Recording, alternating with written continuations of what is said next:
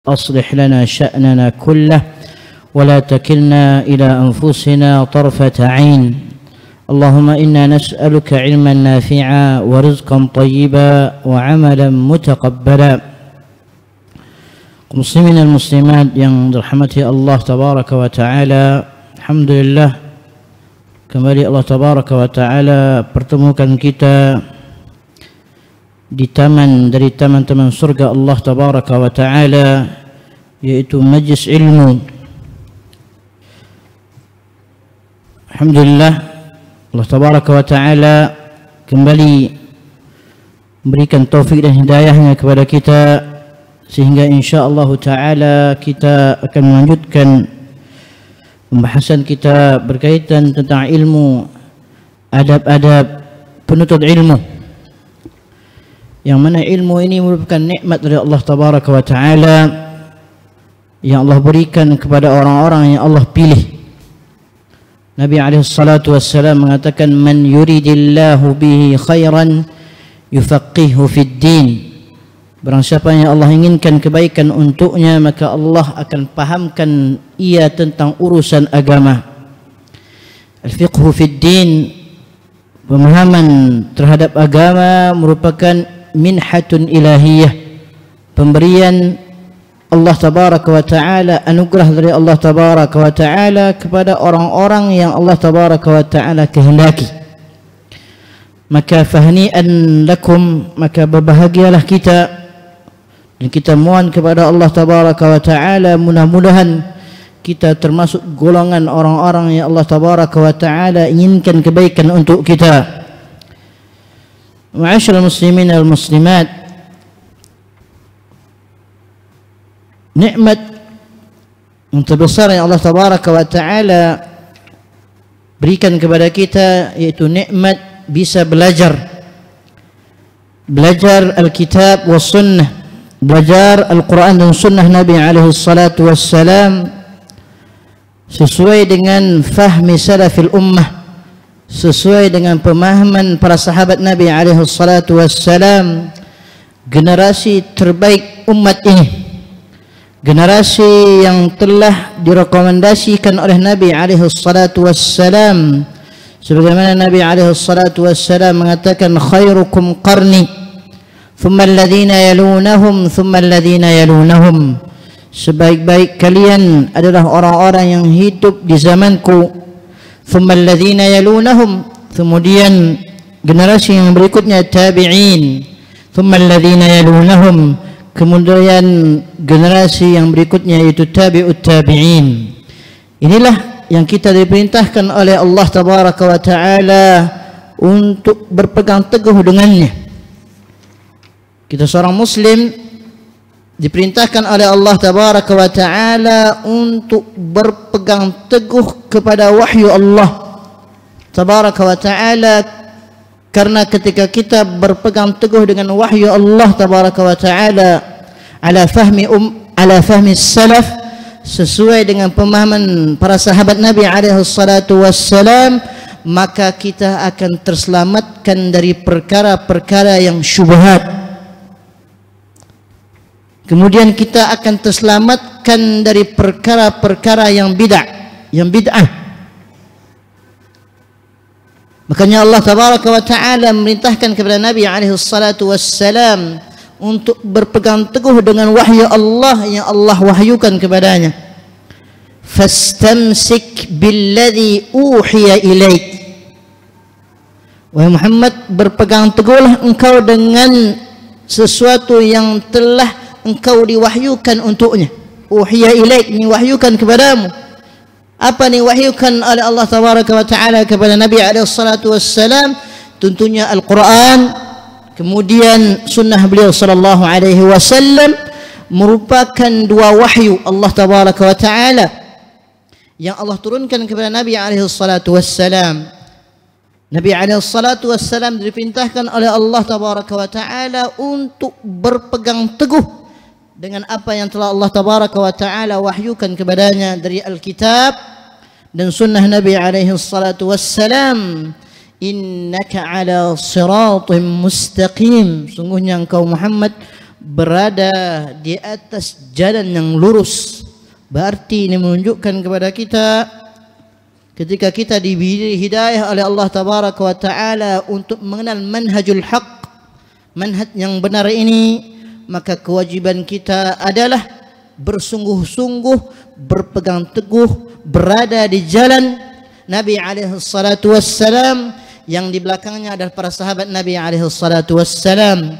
Tentunya kita tidak mungkin bisa sampai ke jalan ini kecuali dengan cara talabul ilm, dengan cara menuntut ilmu agama serta beradab dengan adab-adab ilmu, sehingga keberkahan dari Allah akan kita dapatkan. Tanpa itu, ketika kita belajar Al-Quran dan Sunnah, kita melenceng dari pemahaman para sahabat Nabi SAW, maka tidak ada keberkahan dari belajar kita. Ketika kita belajar Al-Quran dan Sunnah Nabi SAW, kemudian kita tidak beradab dengan adab Islam, adab yang ajarkan oleh Nabi SAW, maka tidak ada manfaat untuk itu, manfaat ilmu yang kita pelajari. Bahkan sebaliknya, ilmu yang telah kita pelajari akan berhujah di hadapan kita pada hari kiamat nanti. Waliyadzubillah. Maka fastamsik, ini pelajaran penting bagi kita, berpegang teguh atas hidayah yang Allah Tabaraka wa Ta'ala berikan kepada kita. Jaga hidayah Allah Tabaraka wa Ta'ala, jaga kenikmatan nikmat Allah. Allah beri kita nikmat bisa hadir duduk di majelis ilmu setiap harinya. Ini nikmat Allah Tabaraka wa Ta'ala yang harus kita syukuri. Nabi saja, ulul azmi minar rusul, manusia yang terbaik yang pernah menginjakkan kakinya di dunia ini, Allah perintahkan untuk fastamsik billadzi uhiya ilaik.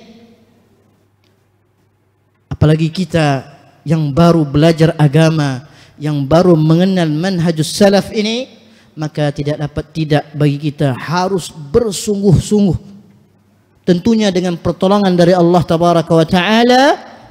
Kita belajar agama Allah Tabaraka wa Ta'ala tentunya dengan memperhatikan adab-adab yang semestinya dan wajib kita beradab dengannya. Makanya para sahabat Nabi SAW itu orang-orang yang bersih hati mereka, orang-orang yang Allah pilih untuk mendampingi Nabi SAW, berjuang bersama Nabi SAW untuk memperjuangkan agama Allah ini. Karena Allah Maha tahu apa yang sebenarnya di hati para sahabat Nabi SAW. Ketika Nabi SAW menyampaikan kepada mereka ilmu, karena mereka belajar di madrasah Rasul SAW, ka'anna fi ru'usihimut tayr, seolah-olah di kepala mereka ada burung. Ketika burung hinggap di kepala mereka, burung itu akan pergi. Ini menunjukkan perhatian besar para sahabat Nabi SAW terhadap ilmu dan adab-adab ilmu. Dan inilah contoh kita, suri tauladan kita itu para sahabat Nabi SAW.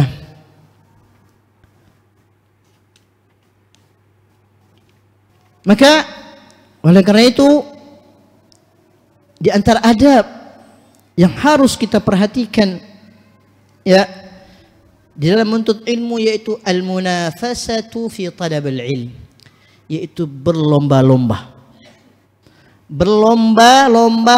bersemangat untuk menuntut ilmu agama. Jangan ditunda-tunda. Menuntut ilmu agama ini bukan mengisi waktu kosong kita, tidak. Dan menuntut ilmu ini bukanlah dari sisa-sisa waktu kita, tidak. Tetapi dia adalah ghidha'ur ruh. Dia adalah makanan bagi ruh kita. Apabila ruh kita ini tidak disirami dengan ilmu agama, maka dia akan mati walaupun fisik orangnya sesehat-sehat orang, segagah-gagah orang. tapi qalbuhu mayyit, hatinya mati. Maka orang-orang yang Allah berikan hidayah untuk mengenal sunnah Nabi SAW, maka hendaklah dia berlomba-lomba. Karena inilah manhaj para sahabat Nabi SAW di dalam seluruh ibadah mereka. Apalagi kita, alhamdulillah, dihidangkan kepada kita hidangan ilmu ini setiap harinya. Allahu Akbar, alangkah nikmatnya ini. Tidakkah kita menggunakan kesempatan ini untuk terus berlomba-lomba menghadiri majelis ilmu, bukan sekedar singgah semata atau sekedar lewat duduk udah lewat gitu saja, enggak. Tetapi memang kita niatkan untuk hadir, duduk, menyimak, menulis, mencatat apa yang kita belajar. Ya, para sahabat Nabi SAW orang-orang yang mereka saf terdepan di dalam perlombaan dalam beribadah kepada Allah Tabaraka wa Ta'ala. Dan mereka tidak pernah berlomba-lomba dalam masalah dunia, sama sekali tidak. Ini didikan Nabi SAW kepada para sahabat, mereka orang-orang yang paling zuhud di dunia. Dunia itu berada di tangan-tangan mereka, tetapi tidak pernah sampai ke hati mereka. Ini luar biasa. Ini para sahabat menjadi suri tauladan kita di dalam belajar agama Allah. Bagaimana kesabaran Abu Hurairah radhiyallahu an menahan rasa laparnya. Dia berguling-guling. Orang menyangka dia gila, tetapi dia menahan rasa laparnya. Allahu Akbar. Kita diberikan kenikmatan, kendaraan punya, ya, dihidangkan kita kepada kita nikmat yang besar ini, nikmat ilmu yang lebih berharga dari emas dan perak.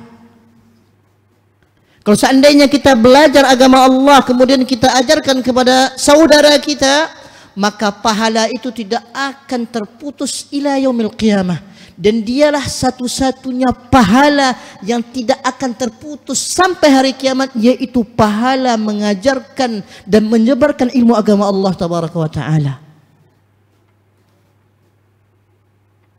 Maka ilmu ini lebih berharga dari emas dan perak. Kalau seandainya kita diberikan orang hadiah emas sebesar ini, ya, ada orang yang tahu nilai emas dan ada sebagian itu nggak tahu, menganggap emas itu sama seperti barang biasa saja. Kalau orang yang tahu berapa besar harganya emas sebesar ini, maka dia akan menyimpannya di tempat yang paling aman, karena dia tahu harga emas itu. Tetapi orang yang tidak tahu harganya emas, maka dia akan mencampakkan emas sebesar ini di tong sampah. Ilmu agama Allah ini Allah amanahkan kepada para sahabat Nabi SAW untuk mengembannya. Lalu ilmu itu sampai kepada kita pada hari ini, yang mana mereka dulu bersusah payah mencari sebuah hadis, melakukan rihlah ilmiah selama 1 bulan penuh untuk mencari sebuah hadis. Lalu hadis yang mereka cari di waktu itu mudah kita dapatkan dengan kedipan mata, ada di hadapan kita. Allahu Akbar. Tetapi kebanyakan kita tidak tahu, ya, berharganya ilmu Allah ini, ilmu agama Allah. Lihat kisah Qarun yang Allah ceritakan dalam Al-Quran. Orang-orang yang tidak paham akan ilmu, akan agama Allah Tabaraka wa Ta'ala, ketika Qarun keluar dengan kemegahannya, dengan harta bendanya, qala alladhina yuriduna al-hayata ad-dunya, berkata orang-orang yang diberikan dunia, ya laita lana mithla ma utiya Qarun, alangkah enaknya kita Kalau seandainya kita diberikan harta seperti Qarun, innahu ladzu hadzin azim, dan itu merupakan bagian yang besar. Ini orang-orang yang tidak paham. Dia taunya hanya dunia saja, tidak tahu agama. Ya, tidak paham mana emas, mana yang bukan emas. Tetapi orang yang tahu, yang diberikan oleh Allah Tabaraka wa Ta'ala ilmu, mereka lebih mengedepankan ganjaran pahala. Mereka berlomba-lomba untuk meraih pahala yang ada di sisi Allah. Apa kata Allah? Wa qala alladhina utul ilma, berkata orang-orang yang diberi ilmu. Lihat, diberi ilmu agama Allah Tabaraka wa Ta'ala.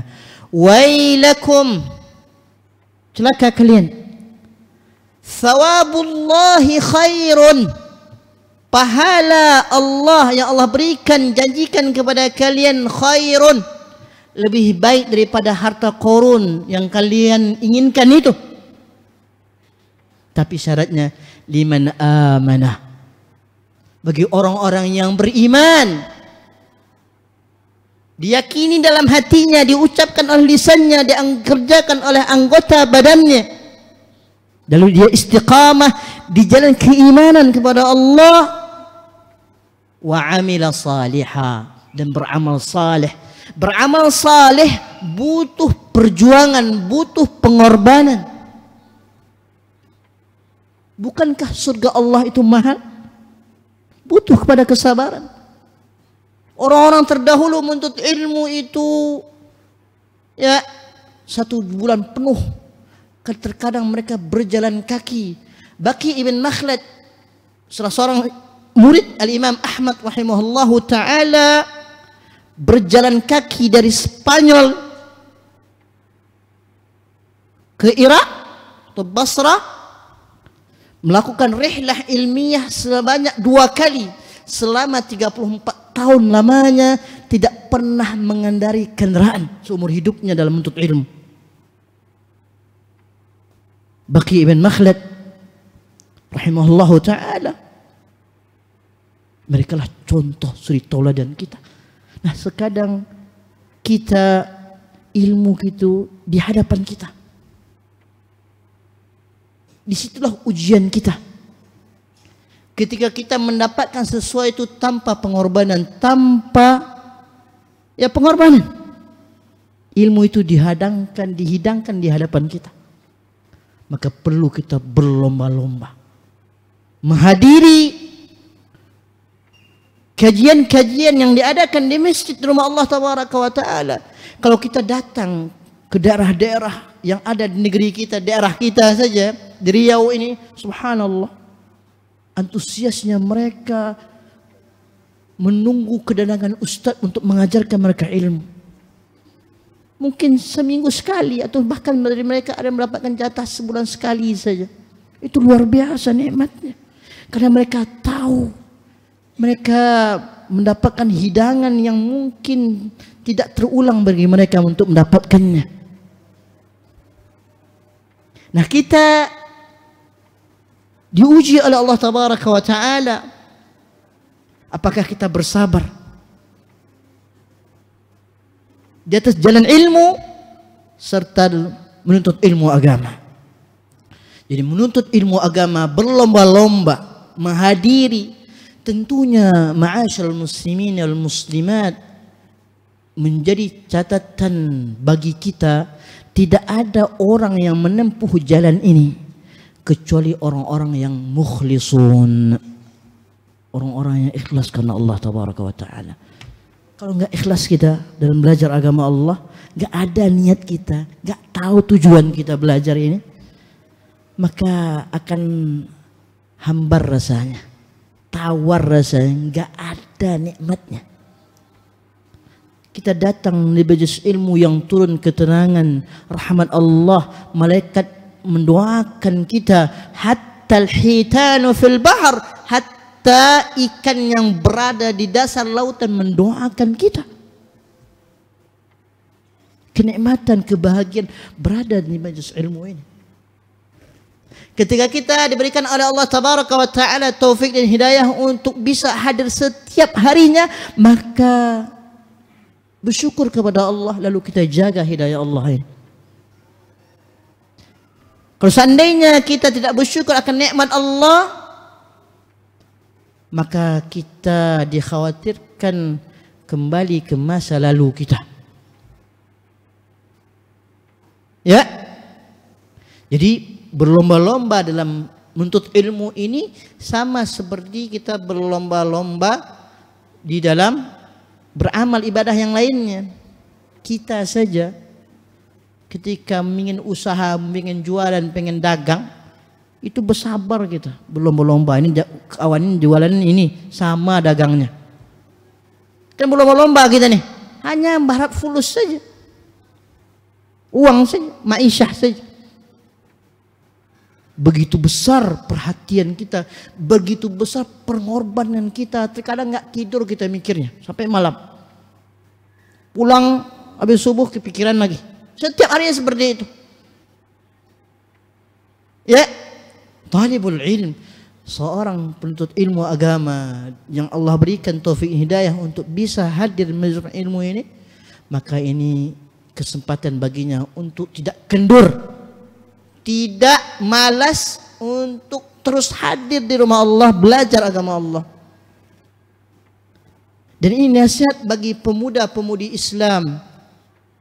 Kita lihat sebagian besar majelis ilmu itu terkadang sebagian besar diisi oleh orang-orang tua yang sudah putih jenggot mereka, subhanallah. Ini seharusnya orang-orang muda merasa malu melihat orang-orang tua yang punya semangat luar biasa. Terkadang fisik mereka lemah tetapi hati mereka kuat. Orang-orang muda ini fisiknya kuat, sehat, tetapi hatinya lemah, tidak punya semangat dalam belajar agama. Sehingga apa? Yang orang-orang yang baru hijrah, tidak menuntut ilmu agama, tidak duduk di majelis ilmu, lambat laun dia kembali ke masa lalunya, bahkan lebih parah daripada masa lalunya. Dengan belajar agama Allah, berlomba-lomba. Contoh yang terbaik. Makanya Allah Tabaraka wa Ta'ala mengatakan, fastabiqul khairat. Berlomba-lombalah kalian untuk melakukan kebaikan. Ini manhaj para sahabat Nabi SAW, orang-orang yang mereka berlomba-lomba melakukan amal ketaatan kepada Allah Tabaraka wa Ta'ala. Contohnya, ketika hadis ini, hadis di Sahih Muslim, hadis Abu Dzar radhiyallahu an, dia mengatakan anna nasan min ashabin nabi sallallahu alaihi wasallam qalu lin nabi sallallahu alaihi wasallam, yaitu sekelompok orang, yaitu sebagian para sahabat Nabi sallallahu alaihi wasallam dari kalangan orang-orang muhajirin, dan mereka ini orang-orang yang fuqara, orang-orang yang fakir, orang yang susah, miskin, datang kepada Nabi sallallahu alaihi wasallam lalu mengadu kepada Nabi sallallahu alaihi wasallam akan keadaan mereka. Mereka mengeluhkan. Yang mereka keluhkan bukan susah kehidupan mereka, enggak pernah mereka mengemis kepada Rasulullah SAW. Kita lihat bagaimana perjuangan para sahabat itu ketika perang Tabuk. Kaum muslimin dalam keadaan sulit, susah, dan mereka semua ingin ikut perang bersama Nabi SAW, berlomba-lomba, dan setiap mereka mencari sesuatu yang mereka sisa sedekahkan untuk agar mereka bisa ikut di perangan itu. Luar biasa. Bahkan ketika mereka tidak bisa ikut perang bersama Nabi SAW, ikut perang Tabuk, mereka berpaling, mereka balik arah, dan keluarlah air mata mereka. Tidak bisa ikut perang bersama Nabi SAW. Ini bentuk munafasah, perlombaan para sahabat Nabi SAW untuk meraih pahala, bukan untuk meraih ghanimah, harta rampasan perang, sama sekali tidak. Berbeda orang-orang munafikun. Orang-orang munafikun mereka takut mati. Ketika dapat harta rampasan perang, mereka menuntut hak mereka. Para sahabat bukan itu yang mereka cari. Yang mereka cari apa?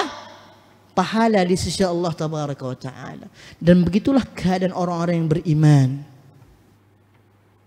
Begitu juga lah orang-orang yang belajar ilmu agama, yang dia inginkan adalah pahala di sisi Allah, agar dia beribadah kepada Allah sesuai dengan ilmu, agar dia selamat di hadapan Allah tabaraka wa ta'ala.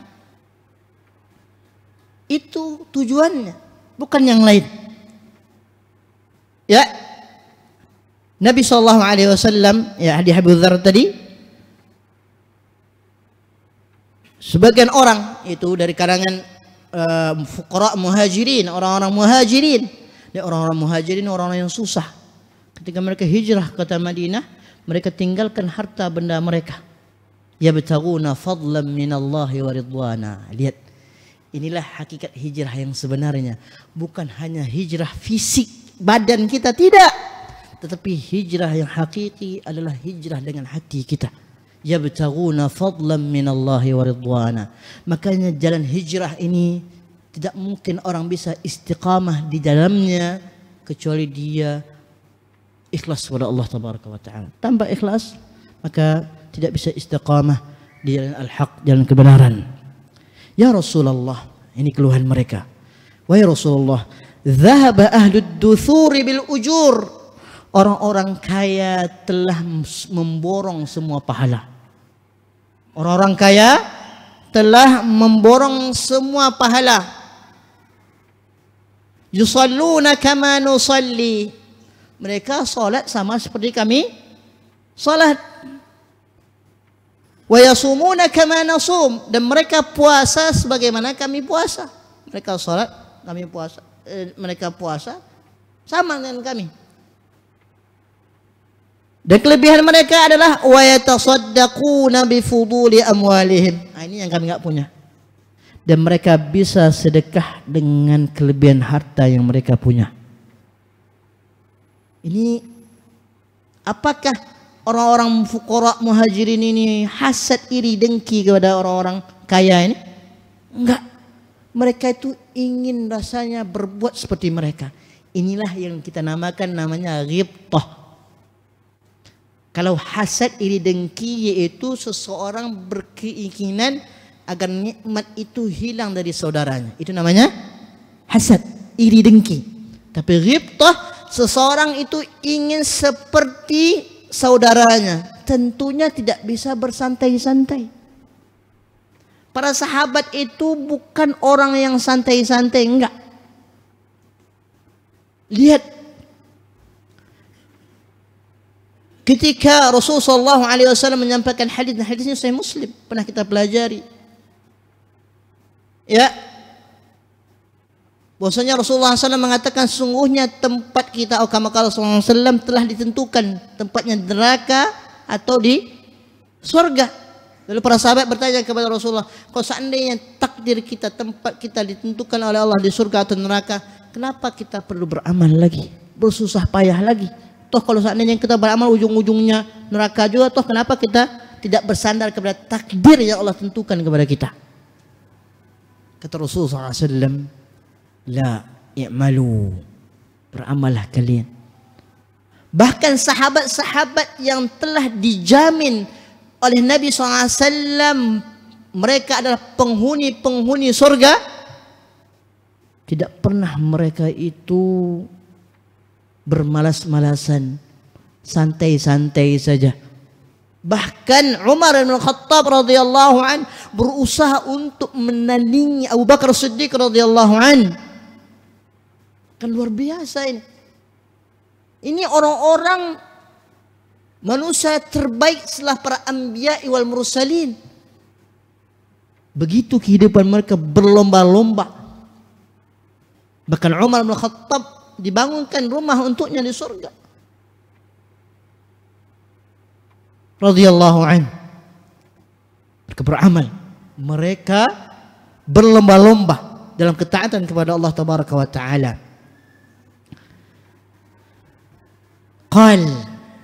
Nabi SAW ingin memberi motivasi kepada para sahabat yang fuqara ini, tidak mematahkan semangat mereka. Ya, lalu Nabi SAW memberi mereka solusi.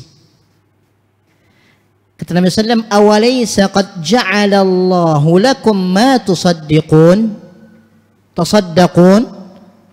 Bukankah Allah telah menjadikan untuk kamu sesuatu yang bisa kalian sedekahkan?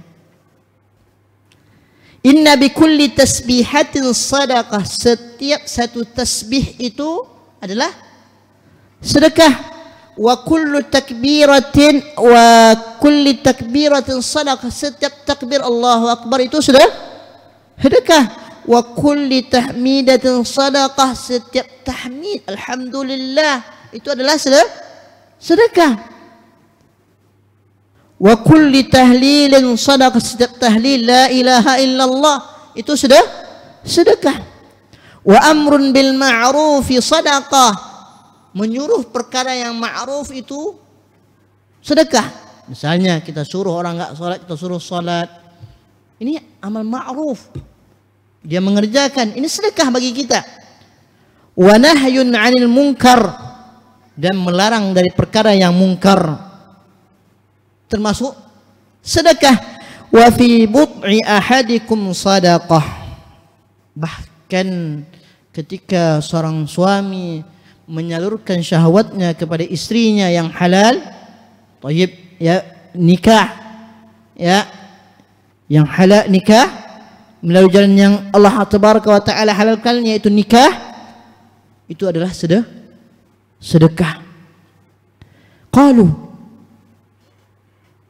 lalu mereka bertanya kepada Nabi SAW, ya Rasulullah, ayati ahaduna syahwatahu wa yakunu lahu fiha ajrun? Ya Rasulullah, apakah salah seorang dari kami menunaikan syahwatnya terhadap istrinya, dia mendapatkan pahala? Luar biasa. Qala, dan Nabi SAW menjawab, ara'aitum law wada'aha fi haram akana alaihi fiha wizrun? Bagaimana pendapat kalian kalau seandainya ini dia lakukan di tempat yang haram, zina, bukankah dia mendapatkan dosa? Fakadzalika idza wada'aha fil halal kana lahu ajrun. Begitu sebaliknya, apabila diletakkan itu pada yang halal, maka dia mendapatkan pahala.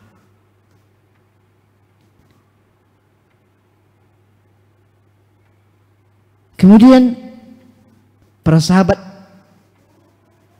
mereka pulang ke rumah-rumah mereka, lalu mereka mengamalkan apa diajarkan Nabi SAW kepada mereka. Lalu mereka lagi datang kepada Nabi SAW lagi. Dan riwayat Muslim dan riwayat Muslim juga dari hadis Abu Hurairah, ya, faraja'a fuqara'il muhajirin ila Rasulillah SAW. Kembali orang-orang fuqara muhajirin datang bertemu Nabi SAW. Lihat luar biasa perlombaan mereka itu. Ya, faqalu, mereka mengatakan, mereka mengadu kepada Rasulullah SAW, sami'a ikhwanuna ahlul amwali bima fa'alna fafa'alu mislah.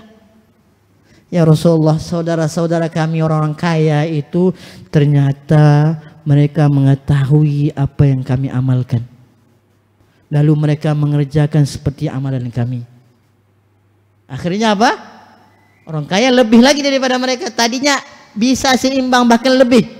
Ternyata orang kaya mendengar apa yang diajarkan Nabi SAW kepada fuqara al-muhajirin ini.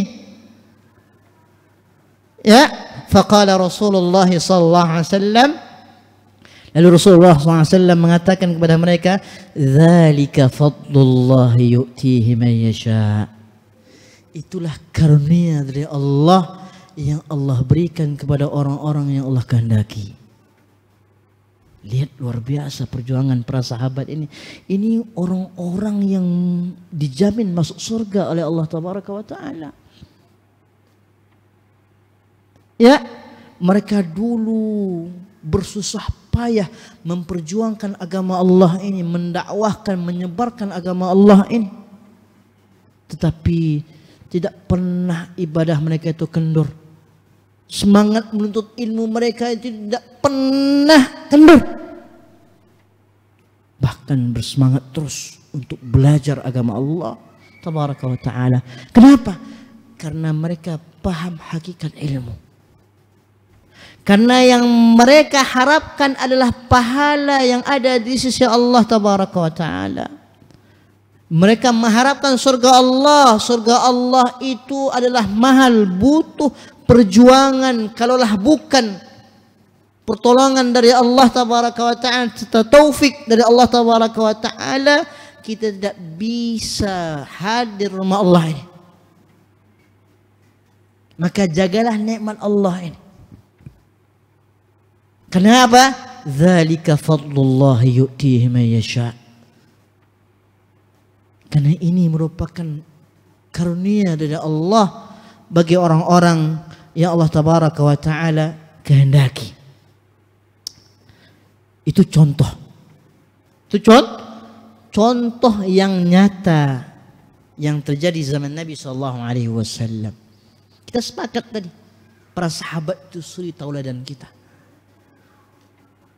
Dan kita hidup di zaman banyaknya gelombang fitnah, syubhat dan syahwat. Banyaknya orang-orang yang jauh dari agama Allah Tabaraka wa Ta'ala. Jangan sampai kita terbawa arus.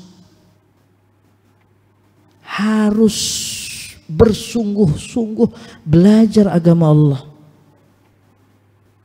Minta pertolongan kepada Allah Tabaraka wa Ta'ala. Menuntut ilmu agama Allah ini tidak ada batas usianya. Al-Imam Ahmad rahimahullahu ta'ala sudah tua, bersamanya pena dan bukunya. Ya, orang tua. Ditanyakan kepadanya, wahai Imam, kenapa engkau susah payah seperti ini? Sampai kapan engkau seperti ini? Minal mahbarah ilal maqbarah. Bersama pena ini, bersama kitab ini sampai mati. Kalau kita beribadah kepada Allah sampai kita mati. Wa'bud rabbaka hatta ya'tiyakal yaqin. Dan ibadatilah Rabbmu sampai datang kematian kepadamu. Dan salah satu cara kita mendekatkan diri kita kepada Allah dengan cara talabul ilm, menuntut ilmu agama. Ya, menuntut ilmu agama ini. Setiap harinya kita di masjid ini membacakan hadis-hadis Nabi sallallahu alaihi wasallam. Qala Rasulullah. Seolah-olah Nabi sallallahu alaihi wasallam mengatakan langsung kepada kita. Ketika Nabi SAW dibacakan kepada kita hadis-hadis Nabi SAW, disebutkan nama Nabi SAW sallallahu alaihi wasallam, dapat 10 pahala. Man shalla alayya salatan sallallahu biha 10. Ini nikmat yang terbesar. Maka tidak berikanlah waktu kita untuk ilmu. Ya, adapun urusan dunia kita sampai kapanpun tidak ada habis-habisnya. Tidak ada habis-habisnya. Ya, jadi berlomba-lomba. Nabi SAW mengatakan, bersabda, la hasada illa fitnatain. Tidak boleh hasad ya kecuali pada 2 hal. Maksud di sini hasad di sini adalah ghibtah. Bukan hasad yang makna seseorang itu berkeinginan ingin nikmat itu hilang dari saudaranya, tapi dia ingin melakukan seperti saudaranya. Yang pertama, rajulun atahu Allahu malan. Seseorang yang Allah berikan kepadanya harta.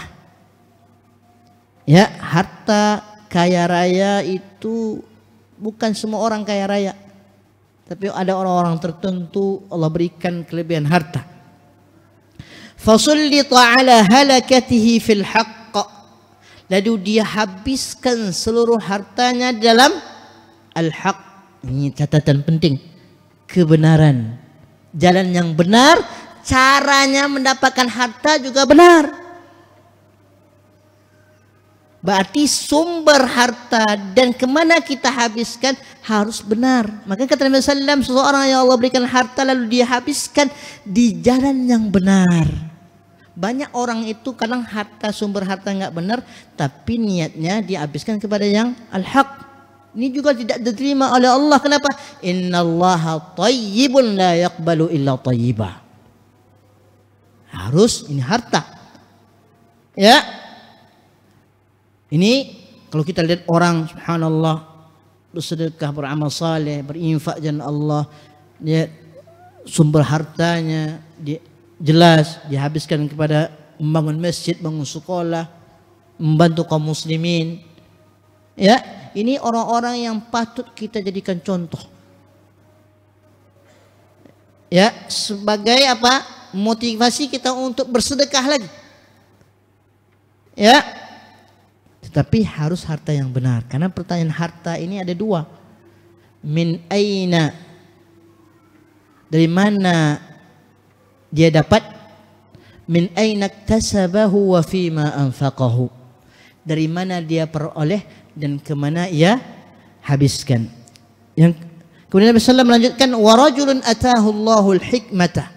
Dan Allah, seorang yang Allah berikan al-hikmah itu ilmu, fa huwa yaqdi biha, dia yaqdi biha wa yu'allimuha, dia mengajarkan ilmu. Ya, dalam riwayat yang lain, seseorang yang Allah berikan kepadanya Al-Quran, lalu dia baca siang dan malam. Ya, jadi ini keutamaan orang-orang yang berikan ilmu, berikan Al-Quran. Ya, tentunya dengan niat lillahi ta'ala. Karena kata Nabi SAW, Inna allaha yarfa'u bihadzal kitabi aqwaman wa yada'u bihi akharin. Allah tabaraka wa ta'ala mengangkat derajat suatu kaum dengan Al-Quran, dan Allah juga akan menurunkan ya derajat ya seseorang dengan Al-Quran, merendahkan orang dengan Al-Quran. Nah, inilah yang dimaksud dengan ghibthah.